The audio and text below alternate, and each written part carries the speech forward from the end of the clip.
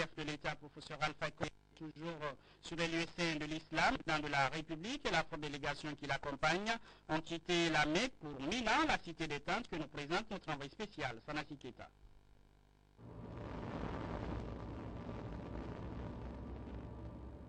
Mina, la cité des tentes, ville située à environ 5 km à l'est de la Mecque. Selon le Coran, lorsque le prophète Abraham a été instruit de sacrifier son fils Ismaël en ce lieu appelé Mina, Satan a essayé par tous les moyens de le décourager de cette instruction divine. Satan a surgi à 3 reprises, dit-il, d'abord Abraham, puis devant sa femme Hajar, et enfin devant leur fils Ismaël. Pour signifier donc à Satan son mépris, le prophète Abraham lui lance à chaque fois ses où. Depuis lors, les pèlerins répètent ces gestes abrahamiques pour signifier à leur tour mépris érigé de ce qui est satanique. Et c'est ici, bien sûr, que le président de la République, pèlerin et sa délégation, lapideront également Satan à leur tour.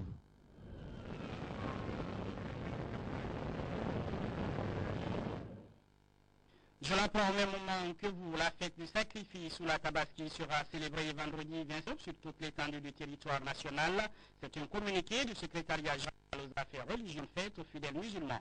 Et puis, chapitre politique, les membres du réseau ouest-africain de la société civile, la surveillance des élections sont à Conakry, ils se sont rendus au CNT et affichent leur idée d'apporter leur expertise à la Guinée dans l'organisation des prochaines élections législatives. Les incompréhensions persistent de l'organisation de l'initiative à Guinée et bon nombre d'ONG d'associations internationales. C'est le cas du réseau ouest-africain de l'état civil pour le processus électoral. Le réseau promet d'apporter son expertise. C'est ce qui justifie d'ailleurs sa présence à Conakry pour identifier les points de blocage et les avancées sur l'influence électorale. Au CNT, le réseau a voulu savoir le rôle joué par l'Institut de la transition dans la gestion de l'impasse qui perdure sans occulter les acquis et les faiblesses de l'action, et savoir aussi le niveau d'implication des forces de sécurité et de défense dans le processus électoral. Nous sommes en Guinée pour échanger avec surtout les capacités des membres de la société civile sur les questions liées un peu aux forces de sécurité, leur implication dans le processus électoral, mais aussi aller voir les acteurs principaux du processus électoral pour partager avec eux sur les forces et les faiblesses du processus, partager avec ce que nous vivons au pays pour pouvoir trouver des solutions à leurs problèmes qu'ils ont. Le CNT, par la voix de son premier vice-président, encourage la démarche de ce réseau ouest-africain qui a déjà fait ses preuves au Sénégal, au Niger, au Mali et au Yémen. C'est un signal fort de soutien pour dire qu'ils sont conscients de ce qui se passe et qu'ils nous accompagnent. Ça, c'est la toute première leçon, parce qu'ils auraient pu le faire ailleurs. La deuxième, c'est qu'il y a 11 expériences différentes, parce que chaque pays a sa propre réalité, sa propre structure pour organiser les élections. Donc le seul fait qu'il y ait tous ces délégués qui viennent des pays différents permet aux Guinéens de savoir ce qui se passe au Mali, ce qui se passe au Sénégal, ce qui se passe au Ghana, ce qui se passe. Or, dans ces pays, on ne peut pas nier qu'il y en a qui ont réussi l'examen, l'examen de passage à la démocratie. A précisé que le réseau ouest-africain choisit la capitale Conakry pour abriter les travaux de renforcement des capacités des acteurs de la société civile ouest-africaine. Parlons toujours des élections législatives. Les scrutins restent déterminants, vous le savez, pour la consolidation des acquis démocratiques en Guinée. En image tout de suite, une campagne de sensibilisation des jeunes sur la question. C'est le réseau Afrique Jeunesse de Guinée qui dirige l'opération pour amener les jeunes à leurs responsabilités dans un contexte politique relativement entendu. Ablaye Diallo. L'organisation des élections législatives préoccupe les acteurs de la société civile guinéenne. Le réseau Jeunesse de Guinée multiplie les efforts pour informer, sensibiliser et éduquer les animateurs sur les enjeux des élections et l'apaisement du climat social. Il est extrêmement important pour nous aujourd'hui de nous faire entendre, de dire par rapport à la manière dont les choses avancent et pour véritablement faire le plaidoyer au niveau local et au niveau central pour l'organisation rapide des élections législatives pour que nous finalisons enfin la transition qui n'a que trop duré. Vous devez être fiers à un certain moment de dire oui, notre pays est dans des difficultés. Nous avons, à votre modeste contribution, contribué à organiser, à l'organisation d'une élection apaisée et réussie. Ça, si nous réussissons à le faire. Au terme de cette seconde phase, les jeunes doivent davantage mobiliser pour une prise de conscience en faveur de la consolidation de les citoyens à l'âge de voter disposent désormais d'un cadre d'information de proximité sur les législatives. Vous venez d'évoquer votre motivation, votre engagement. C'est très important parce que c'est un processus d'apprentissage aussi. C'est un parcours, ça peut être long, mais vous y arriverez si vraiment vous mettez du sérieux et de l'engagement. Et ça, je sais, ça nous encourage. C'est une fierté pour vous de dire que nous avons aussi apporté notre contribution pour faire des élections apaisées à la République de Guinée. Vous allez être sur le terrain comme d'habitude, vous l'avez toujours. Et je me rappelle encore quand j'ai élaboré le code de bonne conduite des gens. C'est une première dans notre pays et à cause de ce code-là, il y a eu d'autres codes qui ont été initiés. À travers le lancement de cette campagne de sensibilisation, le RAI veut confirmer sa place sur la liste des organisations qui œuvrent pour la promotion de la paix et de l'unité nationale. Déjà, l'ONG a fait ses preuves lors des élections présidentielles avec des systèmes de formation et des sensibilisations des citoyens sur leurs droits et leurs responsabilités dans le domaine électoral. Conférence de presse de la Convention pour la démocratie en Guinée, l'alliance qui représente ce format politique, la CODEC comme on l'appelle, se fixe pour défi la consolidation des acquis démocratiques en Guinée, promotion de la paix. Samara Tono nous fait le point. La Convention démocratie en Guinée, CODEC, un nouveau bloc de l'opposition sur la scène politique guinéenne. Composé de 15 partis politiques agréés, cette nouvelle structure de l'opposition a œuvré pour la paix et la démocratie en Guinée à travers un dialogue constructif. La CODEC est une structure d'opposition dite modérée, c'est-à-dire que les partis politiques signataires du protocole d'accord ont en commun une philosophie de non-violence, de rejet catégorique de la rhétorique belliqueuse de toutes les tendances qui affectent la promotion de l'unité nationale, la paix et la démocratie en Guinée. La lutte contre l'ethnocentrisme et le communautarisme qui mine les débats politiques en Guinée constituent le champ de bataille de cette alliance. La Convention pour la démocratie devient le cercle des démocrates. Et donc, il intervient dans le cadre de la classification de notre espace politique. Nous pouvons lutter contre l'ethnocentrisme qui mine aujourd'hui les partis politiques, le départementalisme. À travers une série de questions-réponses avec les journalistes, le bloc a déterminé sa position sur les questions qui divisent la classe politique guinéenne. La CODEC salue la recomposition de la CENI et adhère déjà à la proposition de la reconstitution du fichier électoral. Quant au choix de l'opération et au quota des conseillers devant siéger à la CENI, les membres du bloc confirment que seule la loi de cette organisation doit prévaloir. Les manifestations de soutien au chef de l'État se poursuivent à Conakry. Le mouvement de soutien aux actions du professeur Alpha Condé, Mouzapak, a mobilisé les militants du RPG Arc-en-Ciel à Matam. Ils renouvellent leur engagement à accompagner le président de la République aux législatives prochaines pour une majorité confortable à l'Assemblée nationale. Image et témoignage avec Aïssatou Diallo et Thierry Ousmane. Le mouvement de soutien du professeur Alpha Condé renouvelle son soutien au chef de l'État. Forte mobilisation en Matam, saluer les actions du président de la République, engagé à développer la Guinée depuis son élection législative. Force est de reconnaître que les actes posés par le professeur Alpha Condé depuis son investiture à la magistrature suprême du pays sont salutaires et mettent les Guinéens dans une véritable logique du changement. Oui.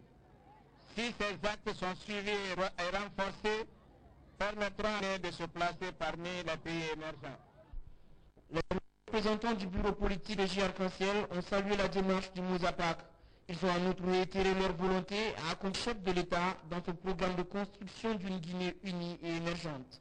Monsieur le Président de la République a hérité d'un pays, non d'un État. Cela signifie. Ça veut dire que sur le plan institutionnel, sur le plan économique, sur le plan politique, sur le plan social, notre pays, la Guinée, était vraiment par terre. Lorsque le professeur est arrivé au pouvoir, nous étions à 8 jours d'importation pour que notre pays soit en cessation de paiement. Grâce à lui, aujourd'hui, la Banque centrale ne peut plus céder de l'argent au trésor public sans que le compte soit alimenté.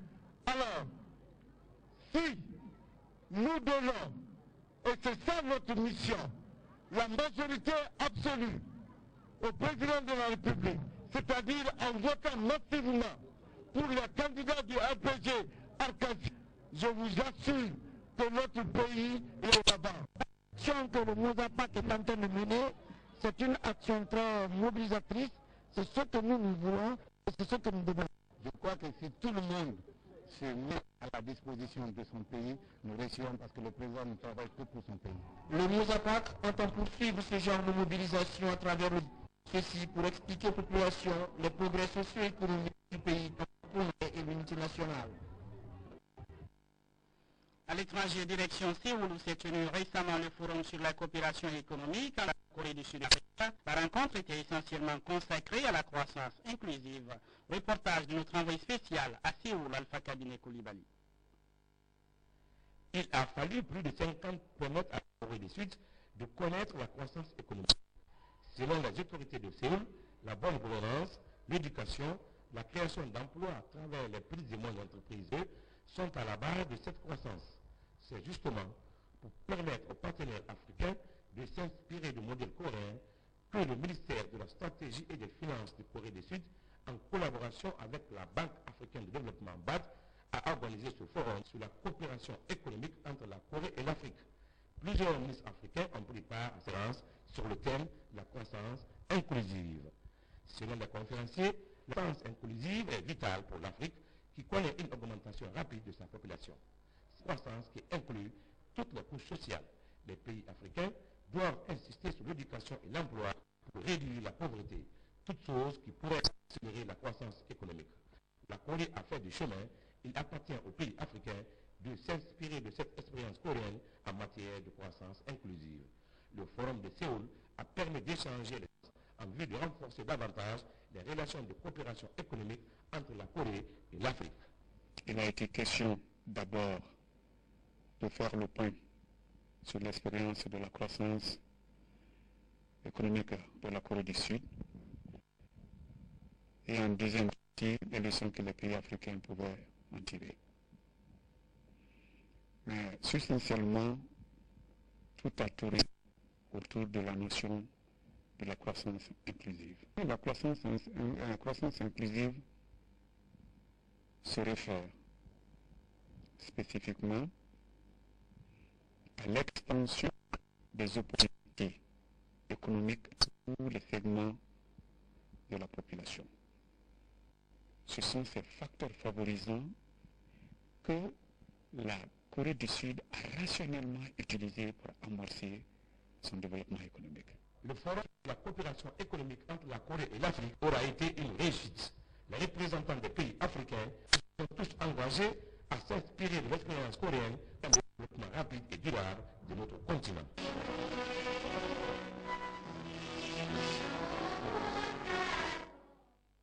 Le gouverneur 403A1 de l'Inns Club était récemment à Conakry. Le Malien Mamata Pou a rencontré les autorités guinéennes, les ministres de l'éducation et de la santé. Ils ont parlé des projets de ce club service international dans les domaines de l'éducation et de la santé. Alia Kamara.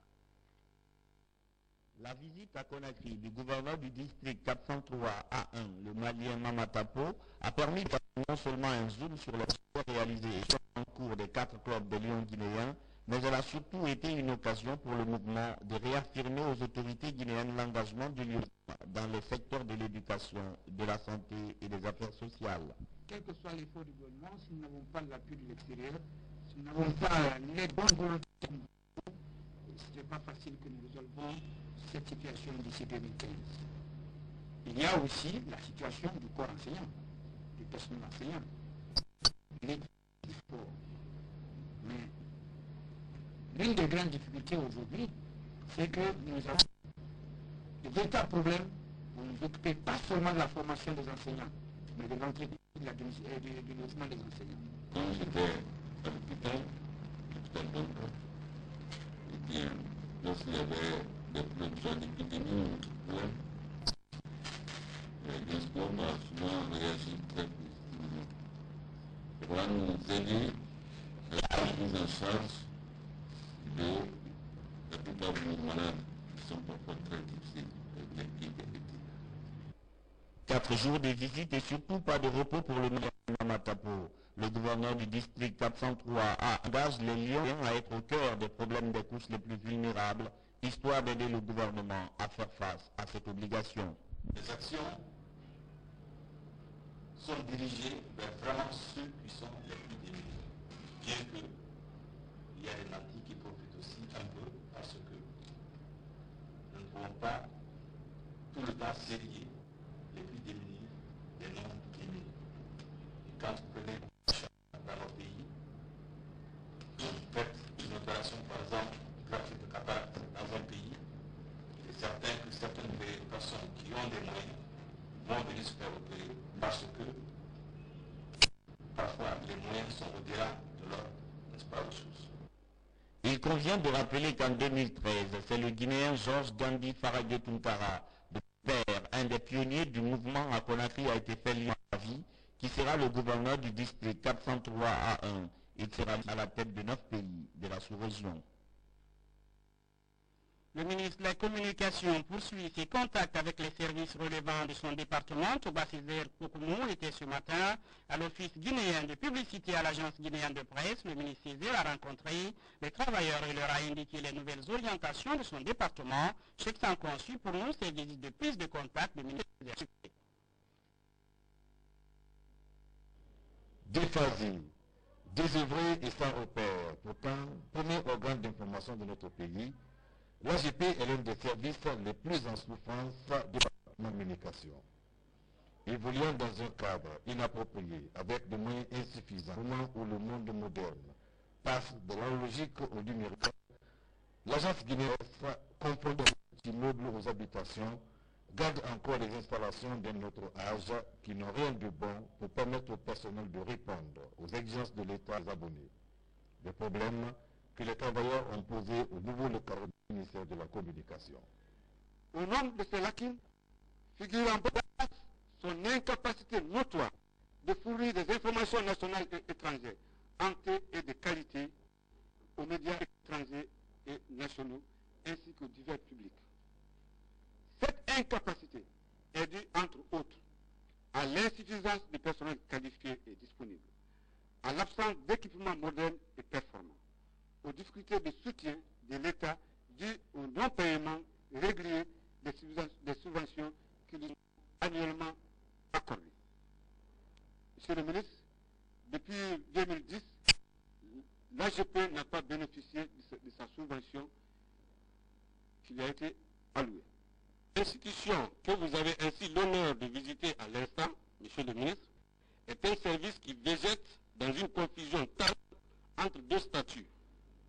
Tantôt, on laisse entendre que c'est un service rattaché, on nous fait croire que c'est une entreprise publique à caractère administratif, dans le simple but de détourner les fonds qui lui sont destinés, entre parenthèses, budget de fonctionnement ou subvention.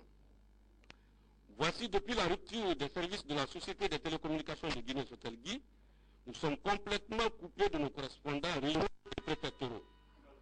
Alors que notre principale activité est de collecter, traiter et de diffuser les informations de l'intérieur du pays pour les mettre à la disposition des autres médiums. Malgré la chaleur de l'accueil qui lui a été réservé, le ministre a néanmoins déploré les conditions de travail de ses agents avant de louer leur courage. Touba Césaire Koukoumou a par ailleurs fait une invite à tous pour les défis qui attendent l'ensemble des services de son département. Lorsqu'on voit vos conditions de vie, je vais dire que désormais, nous allons prêter une attention toute particulière à l'agence guinéenne de presse. Nous sommes dans un monde en perpétuelle mutation. Cette mutation sollicite de chacun de nous dans son domaine d'activité.